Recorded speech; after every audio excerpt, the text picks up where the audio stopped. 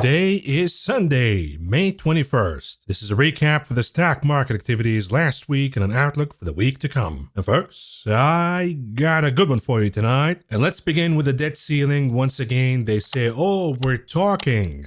But Biden in Hiroshima, he says he cannot guarantee that we're going to avoid a default now. Remember when both sides were bullshitting us, oh, default is off the table. All of a sudden now default is on the table. And now even Kevin McCarthy says, look, we already passed the bill. It's up to the president to take it or leave it. And he's going to choose a default rather than taking it as it is. Because I can't compromise. My balls are being held right now. So it's up to Biden to compromise or not. Otherwise, we're going to default. And when we look at the Democrats' side, it appears that they're leaning toward the 14th Amendment rather than compromising. And by compromising, it means just taking whatever McCarthy's handing them, which is not going to happen. So now you got Senator Sanders. He came out and he says, look here, we're not going to talk this bullshit anymore. We're going to walk away and just use the 14th Amendment or fuck all of you. So this is getting ugly now, but let's recap the week. And of course, it was all about this interview with Elon Musk and CNBC. The so-called journalists on CNBC were so excited. Oh my God, Elon, finally, he talked to us. We keep begging him every single year. He doesn't want to talk to us. All of a sudden, we got an interview. Thank you, God, Elon, thank you. And you know, my take about Elon Musk is not really popular. It appears that most people are in the culties category. Culties are Elon Musk's cult, of course. I call them the culties. And if you happen to be a new cultie watching the show tonight, you're probably gonna hate me. But listen to the old culties. They start like this and then 3 months later they love me. You know why?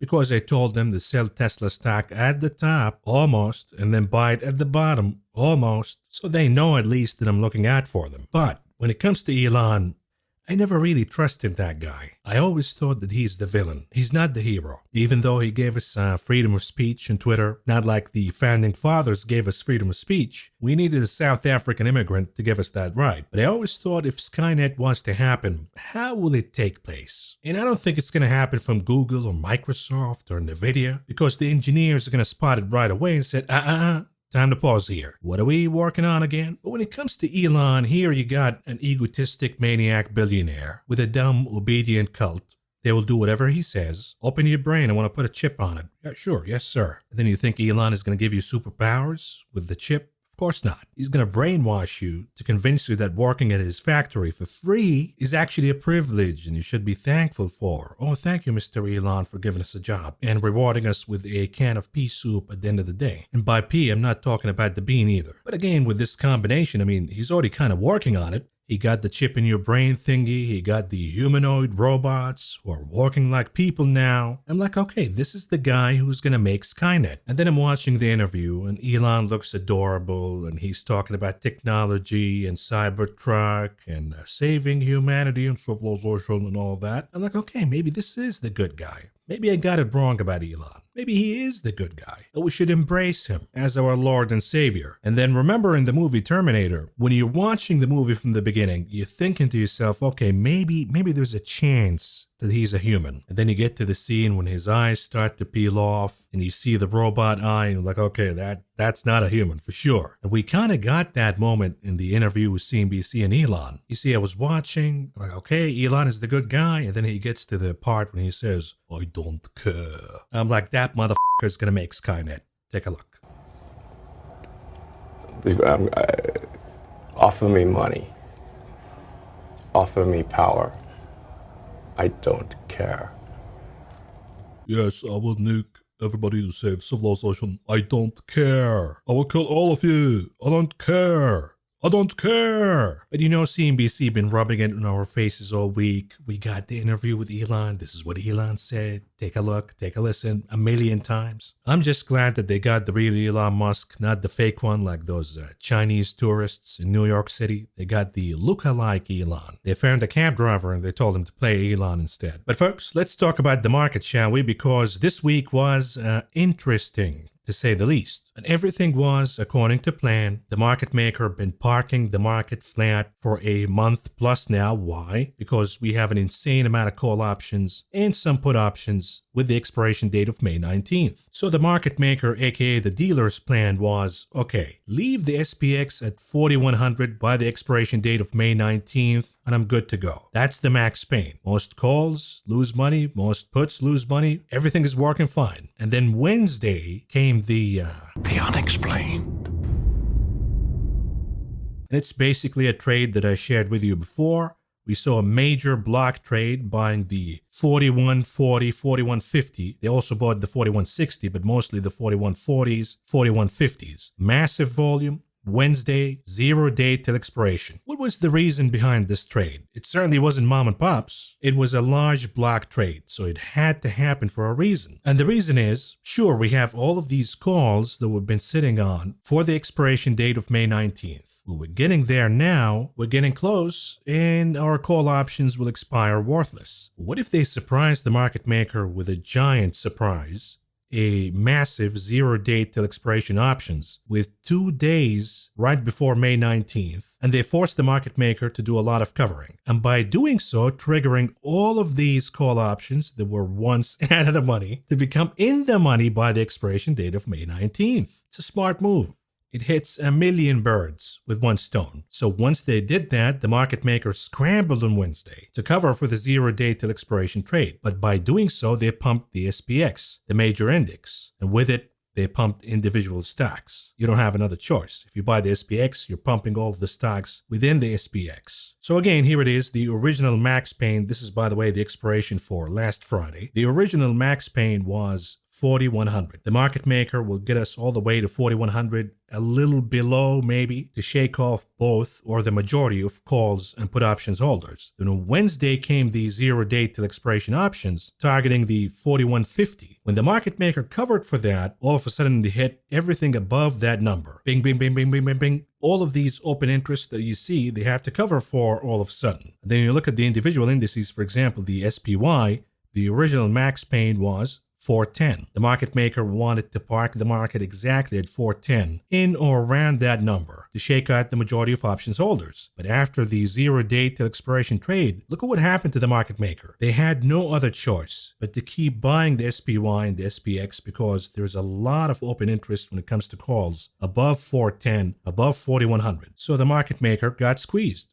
The same goes with the Qs. The expiration date on Friday, the original max pain was around 320. And everything was going according to plan. But when the market maker covered for the 0 day till expiration options for the SPX, they bought Apple, they bought Nvidia, they bought Google, they bought everything within the SPX. And there was only 2 days till expiration. A lot of these stocks, when they moved higher, they pushed the QQQ higher. All of a sudden, the market maker has to cover for the 322s, for the 325s, for the 330s out of safety and precaution. And therefore, we saw a massive surge in the Qs. You look at Nvidia, for example, they wanted to park Nvidia at, let's say, 290. But then when somebody buys the ETFs, with it by choice or force, they're also buying Nvidia. And the market maker had to cover for everything 280 above. And the problem with this move is it triggered a lot of technical updates. A lot of them are bullish. So if you're looking at the charts, just purely the charts, with the technical eye alone, remove the ticker, remove the context, remove everything, the macro, just look at the chart alone. A lot of the charts became bullish. They gave us a bullish breakout. So we should chase and buy, right? This is exactly what the mom and pops did, mostly late Thursday and Friday. They poured over $1 billion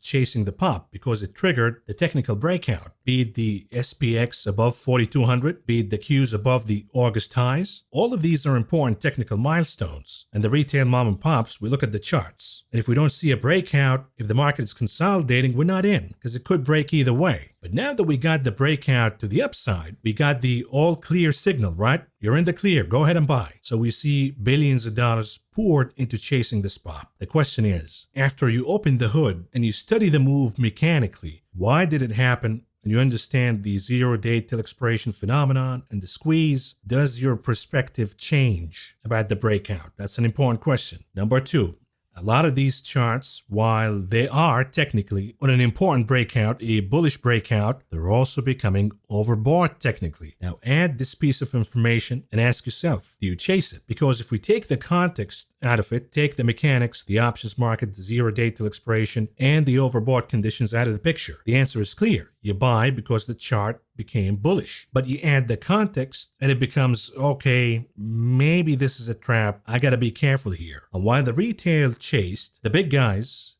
the JP Morgans, the Morgan Stanleys, the Bank of Americas are passing a note, get rid of the big caps. It is time to dump. So let's add more context to this conversation. And I'm gonna look at my indicators, NDX, SMH, this is the Chips Index, XLY, this is consumer discretionary, aka cyclicals, XRT retail, and then we have to look at the breadth and divergences. And let's see which signals do we get. If we look at the NDX, this is a monthly chart, this is the big NASDAQ, the NASDAQ 100. It closed above the August highs. Now, is this bullish or bearish? Technically speaking, remove all the context out of the equation. The answer is it is bullish. It's a buy signal. Here's the problem. We'll look at the tech versus S&P. This is the third time in history.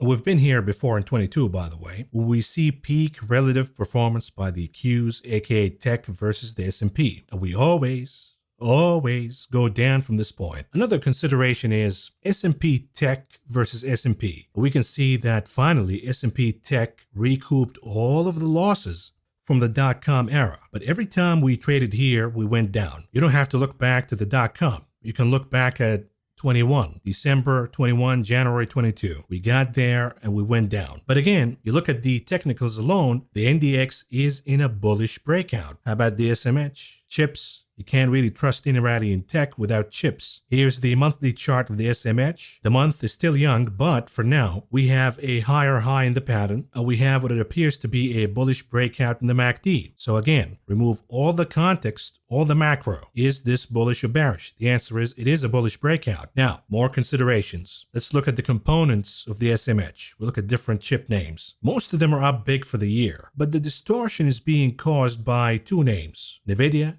AMD, aka the AI Mania. And the risks are clear. For example, what's going on with Micron, the tit for tat between the US and China. Now China's saying, hey, manufacturers, you gotta stop using Micron chips. So they want to hit and harm Micron as much as they can to make an example, because they cannot really hammer the big guys. So the Chinese government is now bullying Micron because that's what they can do. Now, a reminder, we've been hostile toward China when it comes to our chip policy. We don't want to sell them the most advanced chips for understandable reasons. But then China's going to say, okay, if you're going to treat us that way, we're going to have to respond. So we have a tit-for-tat war, which will impact the industry negatively. But again, that's the consideration. We're talking about the charts only. And the monthly chart says we have a bullish breakout in the SMH. Okay, what about the XLY? Consumer cyclicals. You can't have a bull market, you can't have a soft landing economy if consumer cyclicals are not performing. When we look at the XLY monthly chart, it doesn't look as good as the Qs at all. It looks lagging, it's not recovering. And when you peel the layer,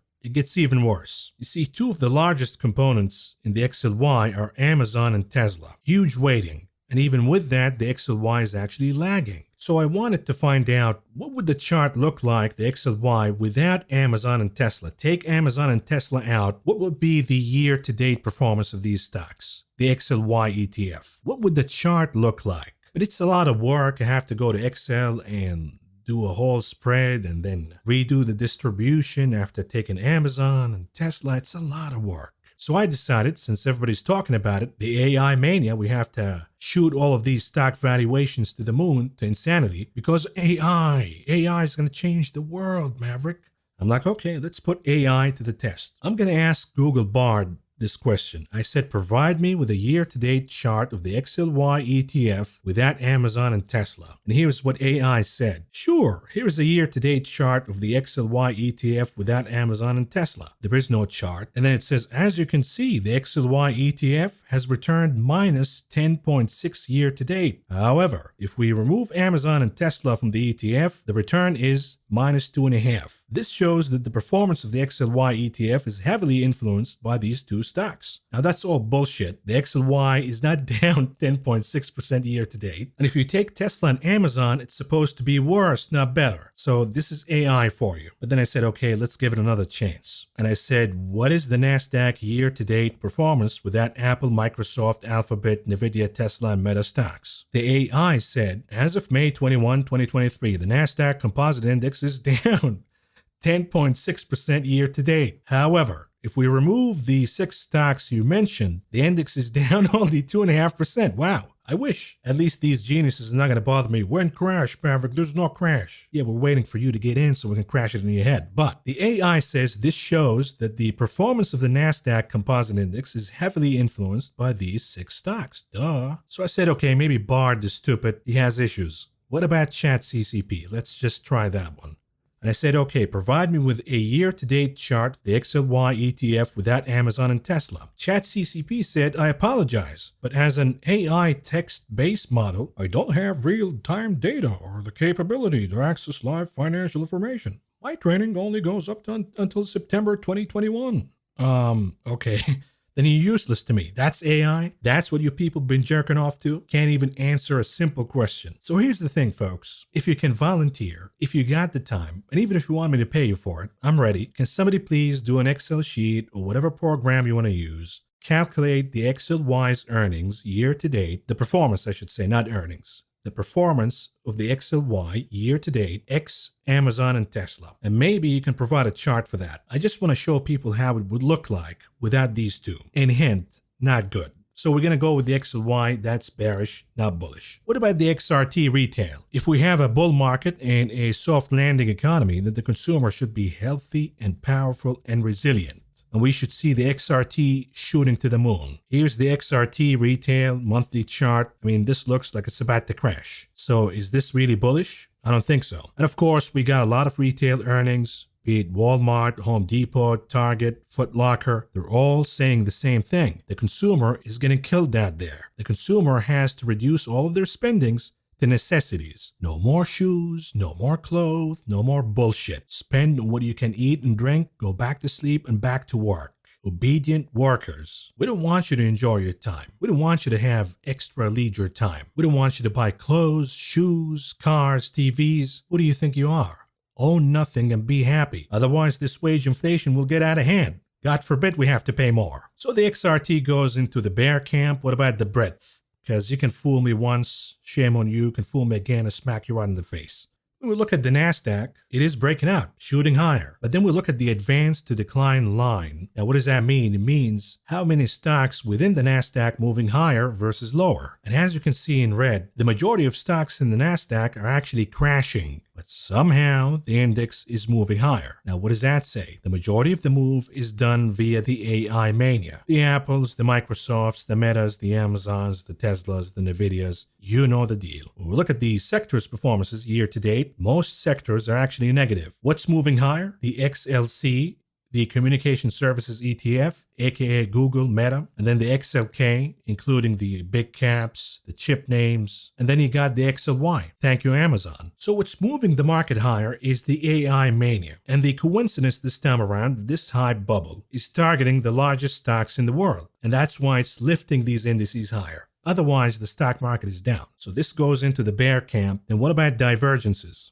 Let's look at the NASDAQ index in white and then the HYG in orange. Usually these two trade hand in hand. If we have risk on in the economy, then junk bonds, the HYG, should be moving higher. But recently we see the divergence. The NDX moving higher, the HYG moving down. And the same goes for copper. If we have an expansionary phase coming for the economy, then we should see copper moving higher hand in hand with the NASDAQ. This is not what we're seeing so far. The correlation is bust now. Copper goes down, NDX moving higher. So therefore, when it comes to the divergences, that is still in the bear's camp. In a nutshell, if you're bullish right now, you're relying 100% on the AI mania. That's what really supports you. For the bears camp, you got a lot of support, a lot of pieces of data that have to reverse before you say, okay, I need to capitulate and become bullish. So again, here comes the AI distortion. We have an important catalyst coming, which is NVIDIA's earnings. If that comes out a bust, then we could see the beginning of the end of the AI bubble. And for that, let's talk about NVIDIA and the AI bubble. You see this headline from Barron's? It came out a few days ago. It says NVIDIA's market cap is now bigger than Berkshire Hathaway's. Credit AI. Okay? Now understand this. AI existed a long time ago. We've been talking about AI for years now. AI has been with us for years, since the 80s, since the 90s, in one form or another. But you could say, okay, but what about ChatGPT? I just showed you how dumb ChatGPT is. But maybe it's going to get better. It's going to change the world. Well, ChatGPT was available last year, November 22. Nobody was buying the stock market back then because of ChatGPT. NVIDIA's CEO, on August of 22, came out pumping AI. And he's been pumping AI for years. Nobody bought NVIDIA then. They were dumping the stock. Take a look. A decade ago,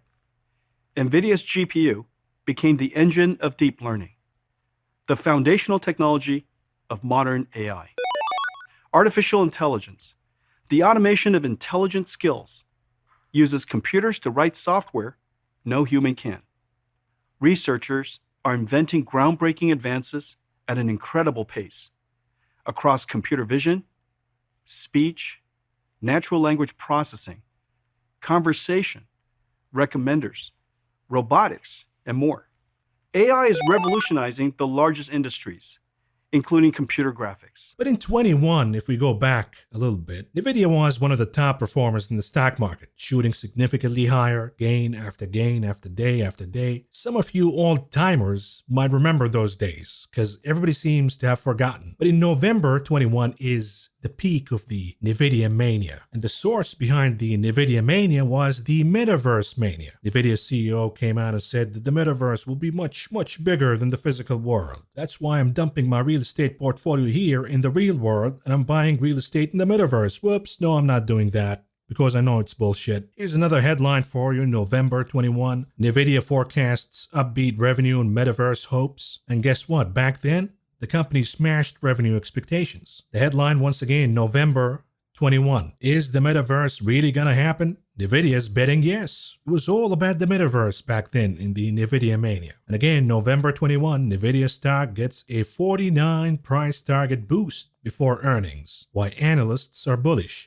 Hint, they don't know. They're Johnny-come-latelys. They follow the herd. They have absolutely no clue what they're talking about. Again, from November 21, NVIDIA CEO says the Metaverse could save companies billions of dollars in the real world. Then comes the headline from Bloomberg, also November 21. Because everybody pretends that this is a new phenomenon, that we see NVIDIA up 100% plus in a short amount of time. It happened exactly the same way, not in the dot-com, not in the 90s, but less than 2 years ago. And the source of the mania was the Metaverse. NVIDIA hits record high as stock surges near 120% this year. Of course, Wells Fargo is raising price targets, Citi, JP Morgan, Goldman Sachs, all of them. The chip maker rose 12% in the sixth straight positive session, its longest winning streak since June. The shares have climbed more than 20% over that stretch and already up nearly 130% this year. NVIDIA is by far the biggest gainer in the Philadelphia Stock Exchange Semiconductor Index, which has climbed 33% in 21. And now we're seeing the same phenomenon. The Philly Semiconductor Index is higher, but NVIDIA is way outperforming. And when NVIDIA went down, it took the whole index down with it. Anyhow, Thursday's rally came after Wells Fargo Securities raised its price target to 320 from 245. Now, a reminder, at the time, NVIDIA stock was trading at 319. So Johnny-come-lately is here at Wells Fargo. Why did they upgrade? Seeing a sizable opportunity related to the Metaverse, a digital environment that is accessed via virtual reality tools. Analyst Aaron Rakers wrote that the Metaverse could represent a $10 billion opportunity for NVIDIA over the next 5 years. And over the long term, the market opportunity could be even greater as digital assets and digital twins become a significant economic driver. The advance added $80 billion to the company's valuation, and the company now has a market valuation of about $745 billion,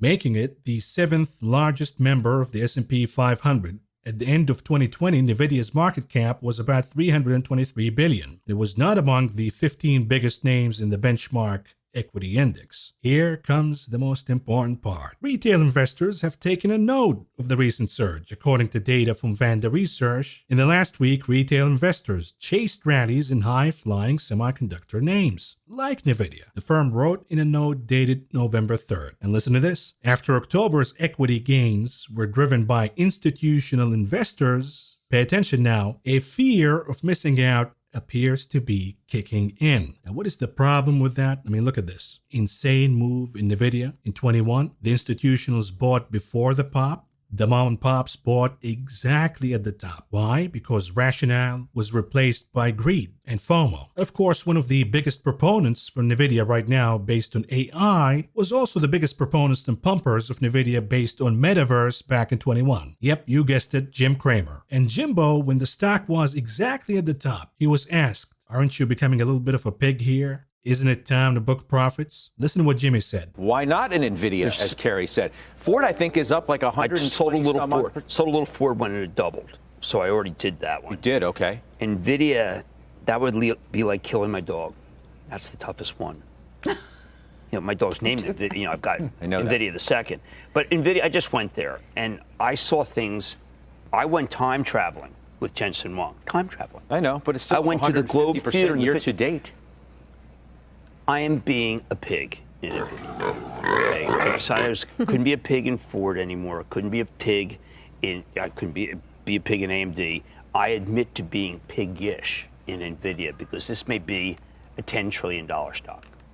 And of course, a few weeks later, he said that he's short Nvidia and said it's a loser. And then this year came back and said he explains why he's stuck with Nvidia through the stock's downturn. Can you believe anything this guy says? But the moral of the story is, due to the metaverse hype, Nvidia stock shot up higher. The institutionals bought before the pop, they sold at the top, while the retail mom and pops bought exactly at the top, and Jim Cramer refused to sell because he's too in love with Nvidia stock. And this is why I don't chase hype rallies. When you chase a hype rally, even if you're rational in the beginning, you're gonna become the irrational because as the stock moves higher and gives you 20-30% worth of returns, you fall in love. You're gonna romanticize the stock. Oh yes, it's down 5%, but maybe it's a dip buying opportunity. It's always gonna come back. Then it goes down 10%, then 20%, and you're still holding. And then it becomes too late to realize that this was a hype. That's all there is. Now they ask, is the metaverse dying? ? Yes, it is, but it got replaced by the AI mania. And of course, during the whole Metaverse Mania episode, who got rich? Not the mom and pops, the institutionals, and CEO Jensen Huang. He dumped hundreds of millions of dollars worth of Nvidia stock. And here's the headline from November 2nd, 21. Nvidia eclipses Warren Buffett's Berkshire Hathaway as the 7th largest U.S. company. Folks, it's happening again. The exact same way. Identical headlines. But you folks are in denial. You'll buy any rally they give you, right? You'll fall in any trap they give you. There isn't a rally you don't like. Now, in the AI mania, here comes the upgrades, the Johnny-come-latelys. Nvidia stock rises after Oppenheimer and Susquehanna lift price targets. Okay, and of course they say, oh, this is the highest price since 21, all-time highs because we have new gaming cards. Same thing happened during the Metaverse Mania. And the Metaverse Mania was not back in the 90s. It was less than a year and a half ago. And of course, Mr. Huang, Jensen Huang, he's sitting on a massive fortune right now. $27.3 billion due to the AI stupidity. You really think he's not gonna click the cha-ching button like he did before? Of course he will. He's not stupid. He knows that yes, AI is a real thing. Nvidia is gonna dominate, but the valuation is insane. And it's a gift to Jensen Huang. And here's to wrap it all together. The Metaverse Mania versus the AI Mania. The AI Mania is even more absurd because at least back in the Metaverse Mania, Nvidia's numbers were actually good. It was cheaper than it is today. The market cap in the Metaverse Mania was $817 billion. Today in the AI Mania, $773 billion. The difference is the revenue growth, and if we use the year-on-year revenue growth from the quarter before November, the top, which I believe Q3 of 21. The revenue growth was 50.30%. Extremely impressive. What is the revenue growth today? If we look at the latest quarter, down 20.83%. Income growth. Metaverse Mania, up 84.43%. AI Mania down 52.91%. Cash flow growth. Metaverse Mania up 60.92%. AI Mania down 37%. The operating margin, Metaverse Mania, 37.60%. AI Mania, 20.77%. Now, what are you paying for all of this? The price to sales ratio in the Metaverse Mania was 26.2. AI Mania, you're paying 29 times sales with abysmal numbers. This is a joke now. If we look at the forward PE ratio, Nvidia 51, the most expensive stock in the market altogether. But I know what you're going to say, but Maverick, the growth is really impressive in Nvidia. You got to pay a premium. Not really. If we look at the 5 years EPS growth, Nvidia up 8.6%, getting beat by old school big pharma like Pfizer, Merck, even banks, getting beat by energy big time. Everything beats Nvidia. So what are we paying 29 times sales for? And now we're getting to the absurdity stage of the AI bubble. Every bubble episode has stages. And the last stage before it goes down is the absurdity stage, when we start cracking jokes about it. Zero Hedge, for example, says for Nvidia to grow into its market cap, not only does AI have to put everyone out of work by 2030, but humans will be day trading in zoos entertaining the algos. Need I remind you with the stay-at-home mania? The Zoom mania, for example, which yours truly shorted when everybody said, don't short it, Maverick, you're going to lose all of your money. It was my best short trade since 2009. What are you talking about? Do you remember the day when Zoom went higher by 40% in a single day? Take a look.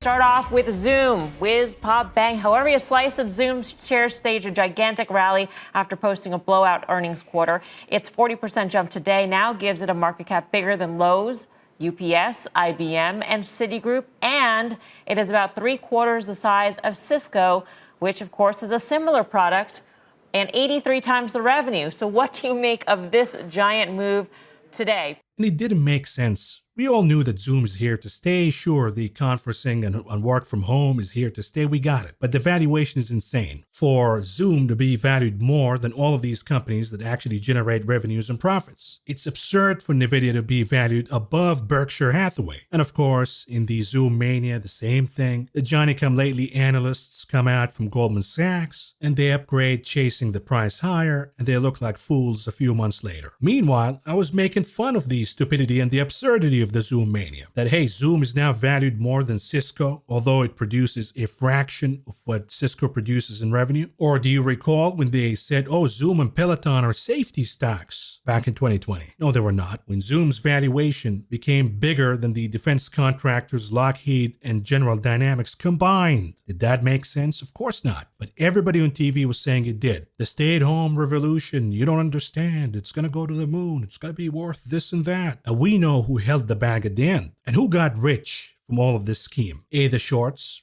the guy you're listening to right now, best short trade since 2009, and of course the insiders, the executives, the CEOs, the pumpers. They walked away filthy rich. And now we're having the same thing again. Lather, rinse, repeat. Another hype cycle. The buzzword now is AI. They're sucking everybody in. Nothing makes sense anymore. The conditions today are much worse than 2020 and 21 because back then interest rates were 0. Now we're talking 5%, and this insanity is happening right now. And everybody's pretending that this is okay. This makes sense. Does it really? How would we look at this 6 months from now, 9 months from now, a year from now? Are we going to look at it the same way? I doubt it. Every hype starts the same way, ends the same way. If you're not buying stocks based on the fundamentals, then you're chasing hype. And hype was excused in the QE era, but there was also a threshold where you had to show something for. Now we're not in that era anymore. We cannot really excuse and turn a blind eye on hype when we have QE and recessionary indicators in the economy. But this is why we're going to look at this phase of the stock market, the first to the second quarter of 23, as the hubris era. And that is the message of the day. And with that, folks, let's move on to cover the stock market information for you. We begin with the closing of the indices on Friday, and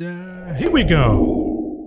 Friday, the Dow was down by 109.28 points, or a decline of 0.33%. The Nasdaq, also in the red, down by 30.94 points, or a decline of 0.24%. The S&P down by 6.07 points, or a decline of 0.14%. When we look at the sectors on Friday, healthcare at number 1, capturing the gold medal, energy at number 2 for the silver, and of course we got we're not going to give any metals here, but defensives and metals were flattish. And the laggards were led by cyclicals, aka Amazon, communication services, financials. So the theme on Friday was a little bit defensive since healthcare took the lead, but it's all about OPEX. So we have to check out the weekly performances, and when we do that, here it is, number 1 capturing the gold medal, technology. Number 2 for the silver, communication services, aka Meta and Google. Number 3 for the bronze, financials. We got a bounce this week. And the laggards, led by utilities, real estate, and defensives. What is the message here? The theme is expansionary. Technology, chips, anything risk-on took the lead, and then the defensives in utilities, defensives, healthcare, were the laggards. In other words, the market read the move higher in the 10-year yield as positive, as expansionary, and they bought technology, the risk-on. But the algos also looked at it as, okay, if yields go higher, then the yield-sensitive names should go down, so no need for utilities, no need for REITs, no need for defensives and healthcare, all of the high dividend paying sectors, no need for that if the risk-free is going to pay you more. When we look at the breadth, the NYSE 37% advancing versus 61% declining. The Nasdaq 45% advancing versus 52% declining. So we closed pretty much neutral on Friday, and this opens the path for either direction comes Monday. What about futures, commodities? On Friday, the dollar was down by a bit, so we see the most sensitive names to the dollar, gold, silver, platinum, copper, all the metals are up for the day, and they're led by palladium, massive gain, worth about 4% in a single day. Energy commodities took a breather on Friday. They were flattish, a little down, but no biggie here, as you will see in the weekly performances. Softs on Friday were not soft. We're actually moving higher, led by cocoa, OJ, coffee futures, all in the green, and the laggards, lumber down a bit, and cotton futures were pretty much in the flat line. When it comes to meats, flattish, with the exception being lean hogs, down about 2.5%. Grains down across the board. Grains been taking a beating as of late. We'll talk about them in a minute, but here's the weekly performances. And as you can see, nat gas was at number 1, gains of about 14.5% in a single week. The laggard, canola, down about 8%. So the grains, you can see wheat, you can see rough rice, soybeans, all laggard for the week. We know why. We got an extension in the grain deal between Russia and Ukraine. But we also have fundamental problems, at least in wheat. The supply will come short either way.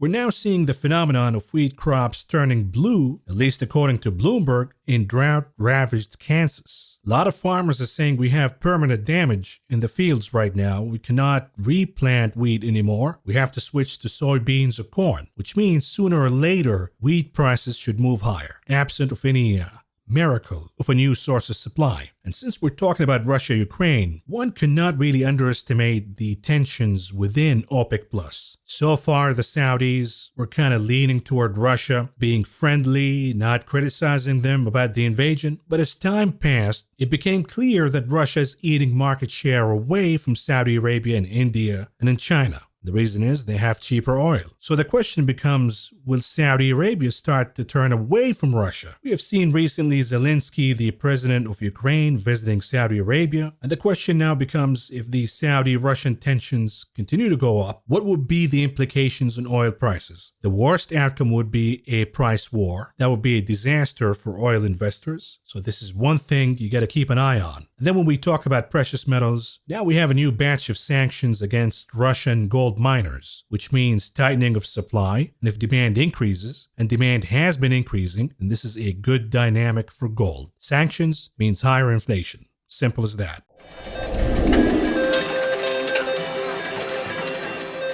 Moving on to the big casino, the options market, what do we see here? Notice that late Thursday, I told you guys that we're seeing retail participating finally. The problem is, are they falling into a classic trap? Now that we have a breakout in the S&P and the Nasdaq, one must follow the charts. And if you're following the charts, you're buying call options. But is it going to be as easy as it looks? I don't think so. In any case, you can see the volumes moving higher a little bit during Friday's session. They're buying the most popular names. We see that the calls to put ratio increased. And the hottest table by far, no surprise here, Tesla, the souffle, with around 3.3 million contracts traded on Friday, about 63% of those were calls. We talked on Friday that 180 was the max pain, and it was a battlefield. I explained that to you in Discord. The retail mom and pops were buying a significant amount of shares and call options, pushing Tesla higher. The market maker was selling Tesla to push it back below 180. And knowing that information, a lot of you day traded Tesla with a lot of success. I saw 100% gains, 200% gains,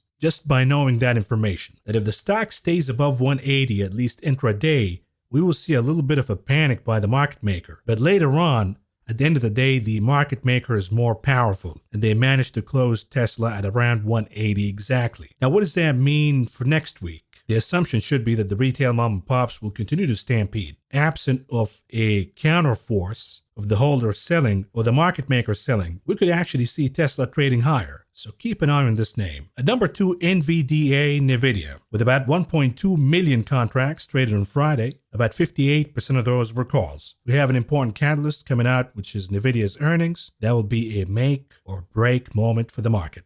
At number 3, Apple, with around 1 million contracts traded on Friday. About 61% of those were calls. Here are the unusual activities that we spotted on Friday's session. We start with the ticker QFIN. This is another speculative Chinese name. If you're trading it, to each his own, but make sure you have some protection at least, some hedging. It might pop though because somebody traded the 17.5 calls for the expiration date July 21st, with the expectations that the name will move higher and gain more than 16.5% by then. They paid about 50 cents a piece to enter this trade, all in all spending around $800,000. And then we have the ticker GOOG, Google. And again, this is the retail crowd. They're following the pop. You look at the chart, it says sell, but the chasing doesn't know anything. Somebody bought the 132 calls for the expiration date June 23rd, with expectations that Google will move higher by more than 7% by then. They paid about $1 a piece to enter this trade, all in all spending around $1 million. Here it is. What about the ticker TSLA Tesla? Now they see it back at 200. Here comes the retail mom and pop, speculating, betting on a squeeze every single week. And this time around, they bought the 205 calls for the expiration date June 30, with expectations that TSLA will move higher and gain more than 14% by then. They paid about $3 a piece to enter this trade, all in all spending about $1.5 million. Last but not least, at the bottom of the table, what about the ticker QQQ, the Nasdaq? Somebody see it going higher, and they bought the 355 calls for the expiration date 8/18, with the expectations that the Qs will gain more than 5.5% by then. They paid about $5.5 a piece to enter this trade, all in all spending around $3 million. On to the heat map on Friday. What do we see here? More defensive. Energy, of course, that's related to commodities. The majority of the gains are coming from natural gas, but we see healthcare, a little bit of a rebound on Friday, and the same can be said with defensives. And then the laggards were the winners for the week, the cyclicals, the banks, the technology names, chips such as NVIDIA, the big caps, all lagging on Friday's session. And the reason is OPEX. A lot of the squeezes were targeting May 19th. The day came and went, and now we have to start fresh. When we look at the weekly heat map, what do we see here? We see banks rebounding. A lot of that is due to a squeeze. The shorts, they short these names, then they cover right away. They're not really stretching these shorts for too much or too long because you never know what the Fed or the Treasury or the manipulators would do. So the shorts have to be tactical in shorting these banks. And then we see, of course, the AI mania, the big caps, the Apples, the Microsofts, the Googles, the Amazons, the Metas, now Tesla, of course, joining the mania on the heel of Elon Musk's interview. But the core of the AI mania, of course, is NVIDIA and the chip names all outperforming this week. The underperformers, the recession theme, therefore we see gold miners down big, and of course the yield-sensitive names, which also kind of overlap with the recession theme. We're talking about utilities, we're talking about healthcare, defensives, and of course, when we talk about yield-sensitive names, the first one that comes to mind is real estate, so real estate is down. You see names such as Verizon, AT&T down for the week. All of these are high dividend-paying names. If you're paying me 4 to 5%, but then T-bills, risk-free, paying 5+, I don't need the dividends anymore.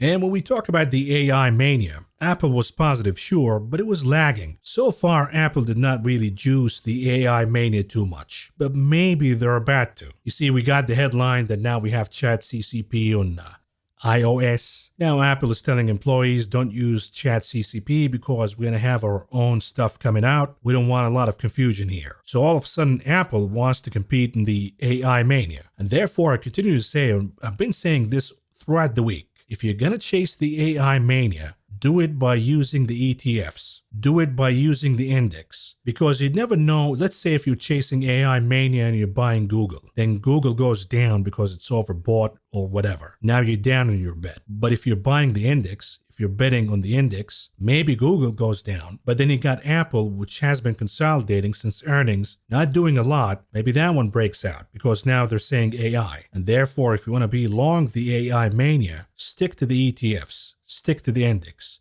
If you want to be short, you got to pick surgically. You got to pick the individual names, not the ETF or the indices. Anyhow, we also have Tesla. The pricing chaos continues. 1 week price is up, and then next week price is down again.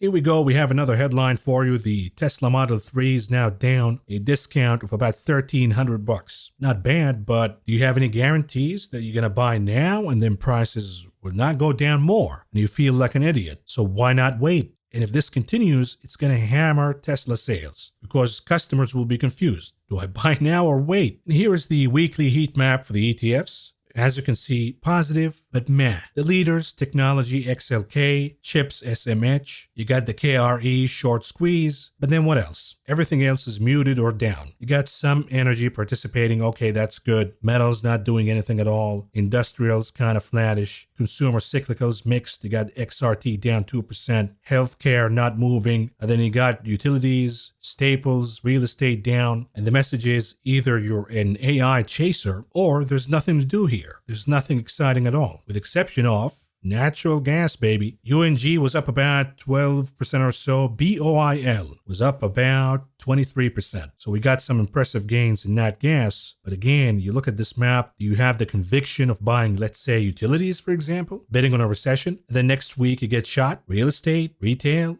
oil, metals, cyclicals, banks. Can you trust any rally here? The only consistent rally has been AI. Moving on to charts, and we start with SPY, the S&P 500 30 minutes chart. What do we see here? We got a gap above 420, which is the equivalent of 4200 SPX. This is the most important number in the market right now. Above 4200, we have a breakout. Below, you can't guarantee anything really. And the longer we stay below 420 or 4200, the more dangerous it becomes because the risk becomes, okay, what do you want to see more? You got the AI mania, you got earnings out of the way, you got the Fed chair saying soft landing, he even quasi-announced a pause. What more do you need to see? If the buyers are not showing up, then we're stuck here and the sellers are gonna. For now, we got a bit of a reversal on Friday. We lost 420. And the chart is forming a bear flag pattern for now. But be careful because this could be due to OpEx. We got a pump in the morning, then a flush because of options expiration. And then the market maker parked the chart flattish to make sure that the majority of calls or puts above and below this number or this zone expire worthless. That could be all there is. For now, the chart is making higher highs and higher lows. If it breaks 416, then we're talking. Absent of that, the assumption is, so long as the chart keeps 416, it will give it another shot at 420. Here's the daily chart for the continuous contract, the E-mini futures. You can see the breakout. The resistance was 4180 for over a month now. It has finally been broken.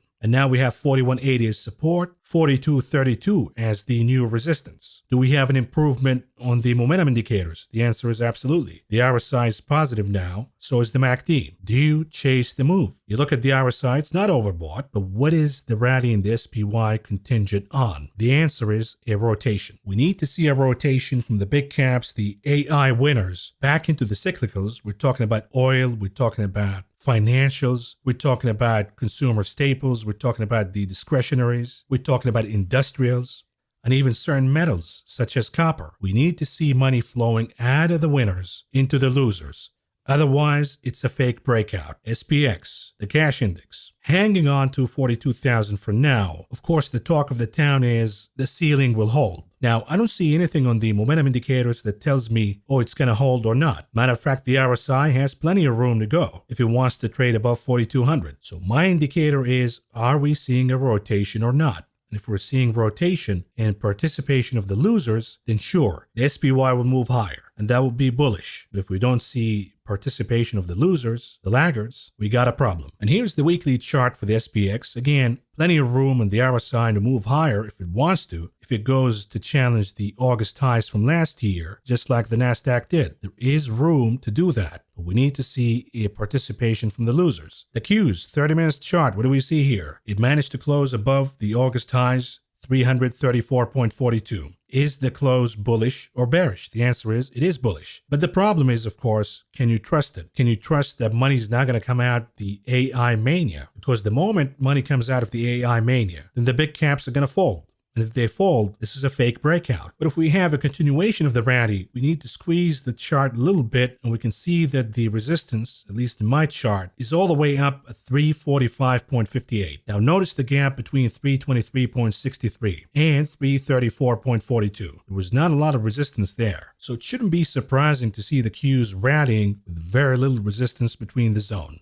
We could see the same thing all the way to 345.58 if these conditions stay. The problem is, are they going to stay? Because when we look at the daily chart for the continuous contract for the futures of the Nasdaq, it is breaking out. It is above the August highs at 13,740.75. The momentum indicators are positive now, but the catch is they're becoming overbought. If we zoom out a little bit and we clean up the chart, we look at the RSI. Every time we traded in this zone, we got a pullback. And the question is, are we going to see the same pattern repeating? And if we do, then it is a trap. When we look at the weekly chart for the Nasdaq, what do we see here? Closing a tiny bit above the August highs. And there is room on the RSI to continue to move higher. So yes, the daily charts are becoming overbought, but they could become a little more overbought. Now, if the weekly chart becomes overbought, then it becomes more decisive that we will see a pullback. But for now, you cannot guarantee that a pullback will take place based on the overbought readings on the daily charts. Here's the IWM, an hourly chart. What do we see here on the Russell 2000? Another mid-finger pattern, gap and crap. They lost two support lines in one, 177.30, 176.52. Now forming a bear flag pattern. The good news is it is trading above 174.22. Now, is the bear flag pattern a result of OpX? If it is, you cannot trust it. If it's not, then you have to follow it, and down we go to 174.22. How would you know? You'll know right away in the morning. If the chart is trading above 176.52, the bear flag was a product of OpX. If we trade below the closing, and the closing becomes a resistance right away, then you know that the bear flag is for real. The Dixie 4 hours chart, what do we see here? It is on a breakout, and of course JP attempted, keyword attempted, to crash the Dixie, even though the Dixie is his best ally in the fight against inflation. So why would he do that, Maverick? He did not intend to do that. He wanted to crush the 2-year by giving us some false hope that, yeah, pause could happen. Okay, if you say that, the 2-year will go down, but with it, the dollar. The bad news for Powell, both the 2-year and the dollar caught support and rebounded. If this rebound holds, we could see the Dixie forming an ABC pattern all the way till the next resistance. And if that is the case, you will finally see the algos reacting negatively in the equities market. They did not do that this week because we got a lot of options funding activities. But the algos are sensitive to 103 Dixie. And if the dollar continues to trade here or higher, an algorithmic program will start selling equities. And it could be a problem for gold too.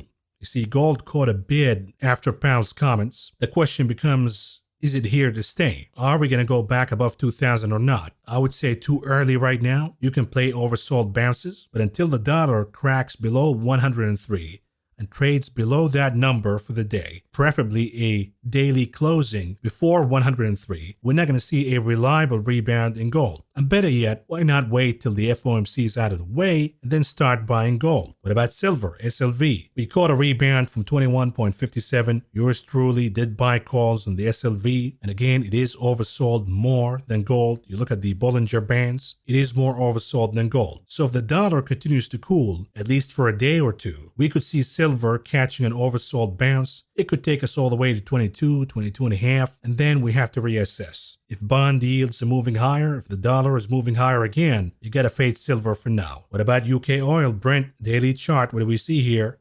We got a closing below 77. Is it the end of the world for oil bulls? The answer is not even close. For now, the RSI is in positive divergence. The MACD appears to be breaking out. We have a catalyst, an important catalyst, which is the summer driving season coming up. And all we need to see is a daily closing above 77. Now, we have to be mindful of the risk, though. If the chart fails to crack above 77, if we start to see a loss in momentum in the RSI and the MACD, it appears that the chart is headed for a lower low in the pattern, meaning the support of the double bottom is gone. You gotta get out of oil. It's gonna be too risky. See, we have a conflict right now in the market. One side, the AI mania, says we have an expansion theme. Well, if we have an expansion theme and we're gonna have a soft landing and we're not gonna lose a lot of jobs, then shouldn't the demand in oil move higher? Shouldn't oil participate in such a soft landing and an expansion theme? But oil right now is acting as if it is leaning toward the recession theme instead. So we gotta keep an eye here. What about a daily chart for the 2-year yield? What do we see here? It is breaking out, not quite above the resistance yet, but boy, if this continues, it's going to be a problem. Because if we get back to the 5s, more banks are going to blow up and the market expectations of interest rate cuts by July will be smashed. You think the market will react amicably to all of that? Of course not. TLT, daily chart, what do we see here? It is moving back into the support zone and we have 100 as support. Not looking good here. No need to rush into buying the TLT right now. We look at the weekly chart, it is breaking support, negative momentum in the RSI, negative momentum about to happen in the MACD, a confirmation. You gotta be careful with the TLT here. VIX, 4 hours, what do we see here? The assumption was that the VIX is breaking down. We're about to see a breakout in the stock market. Now that we have the Nasdaq above the August highs and the SPX above 4,200. But the VIX perhaps saying not so fast. The VIX popped higher, sure, closed below 17, but back into positive divergence on the RSI, about to cross into positive momentum in the MACD indicator. If that is the case, watch out, the pop, the breakout in equities was a trap. Apple, the big kahuna, hourly chart, what do we see here? A little bit of a gap and crap on Friday, within range, a little bit of a breakout, closing a notch above 175. Can you believe that this is the beginning of higher prices to come in Apple? Maybe. Do you short it? Of course not, because we haven't seen a breakdown yet. We look at the weekly chart, here it is, above the trend line. At some point, it has to revisit this trend line for a confirmation. And it will. But is it overbought right now in the RSI? The answer is not quite. So it could go to 177, 180 even, and then it becomes absurdly overbought and due for a pullback. Tesla, an hourly chart, what do we see here? We got the pop on Friday, 180, the gap is closed, and then we see a consolidation at around 180. Forming what it appears to be a bear flag pattern. And the question now becomes, is it a legitimate bear flag pattern, or is it a product of OpEx, the fight that we've seen and witnessed up and down between the buyers and the market maker? If it is the latter, then we could actually see Tesla popping higher in the morning, a gap up. The question then becomes, are the sellers going to be so fast to create another gap and crap as we've seen lately? And if the chart loses 180 after a gap and crap, that is considered a reversal and a shorting signal.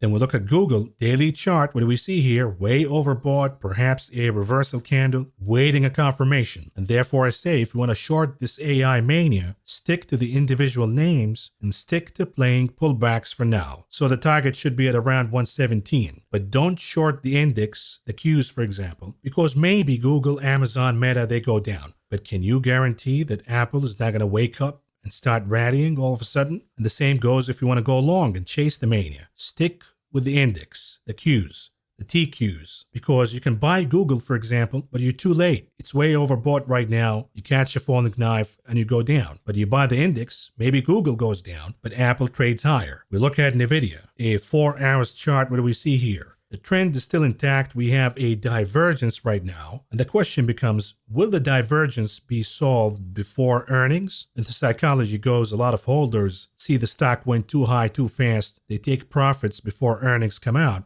de-risking. Do we see NVIDIA going back to the trend line? Or do we see the psychology saying, you know what? Since the name is squeezable right now, let's squeeze every last bit of juice and give it a shot to all-time highs. And therefore, if you're planning to play Nvidia before earnings, why not wait till the day right after earnings? Because we could see the stock moving down if the psychology says de-risking, or we could see it squeezed if the psychology goes juice it to the last bit. So why not wait till the day after earnings? Or better yet, wait till you see what earnings actually say. And then we have the KRE weekly chart. What do we see here? A little bit of a rebound this week, but is it above 39? By a little bit. Did we solve some of the oversold conditions? The answer is yes, and that's bad news. You know why?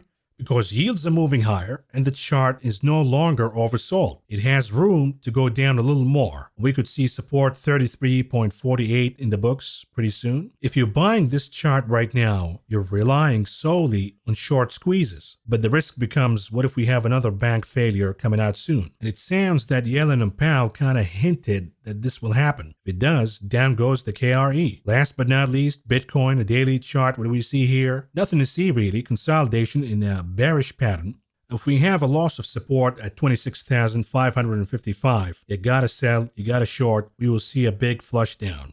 So if you happen to be long Bitcoin right now, have some hedging plan in case the support of 26,555 is broken, because the selling will be fast. You need a plan ahead of time. Moving on to the conclusion of this video, what do we have on the economic calendar this week? On the 23rd, we have the Philly non-manufacturing, which is the services index. We also have new home sales. We have the Richmond Fed manufacturing index. On the 24th, we have MBA mortgage applications. The 25th, we have the Chicago Fed Activity Index, jobless claims, GDP data, home sales, and the manufacturing index by the Kansas City Fed. May 26th, we have personal income and spending. We have advanced goods and trade balance, retail inventories, durable goods, the University of Michigan consumer sentiment, and inflation expectations. This will be important. And of course, on top of that, the Kansas City Fed Services Survey. Now, on the zombie calendar, May 22nd, we have James Bullard from St. Louis, from Atlanta, Bostic, from Richmond, Thomas Barkin, and from San Francisco, Mary Daly. The 23rd, we have Lori Logan from the Dallas Fed. And then 24th, we have the minutes